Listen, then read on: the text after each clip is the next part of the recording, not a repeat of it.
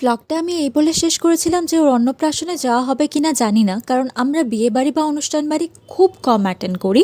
তাই বাপির কাছে পারমিশন নিয়ে দুই বোনে মিলে বেরিয়ে পড়লাম প্রথমবার কোনো রিলেটিভের বাড়িতে ফাংশন অ্যাটেন্ড করতে। এর আগে একবার ওদের বাড়ি গিয়েছিলাম রোদ্দুর মানে পুচকিটারই দাদার অন্নপ্রাশনে, তাই পৌঁছাতে সেরকম কোনো অসুবিধা হয়নি। পৌঁছাতে না পৌঁছাতেই জিজু বলল চল কফি খাবি, তারপরে খেলাম চিকেন পকোড়া।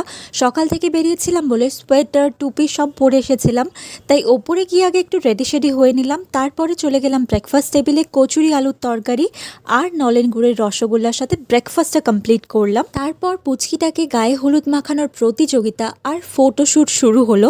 একদিকে রয়েছে ওর দিদুন, ওর ঠাকুমা, আর আমার 7 পিসির মধ্যে উপস্থিত রয়েছে এখানে আমার মেজো পিসি। এই হচ্ছে আমার দিদি মানে পুচকিটার মা, আর আমরা হলাম ওর কিউট কিউট মাসিরা। আফটার দ্যাট যতক্ষণ ওর স্নানের জন্য গরম জলের ব্যবস্থা করা হচ্ছিল ততক্ষণ আমরা ওর সাথে খেলছিলাম। বাকিটা তোমরা নেক্সট ব্লগে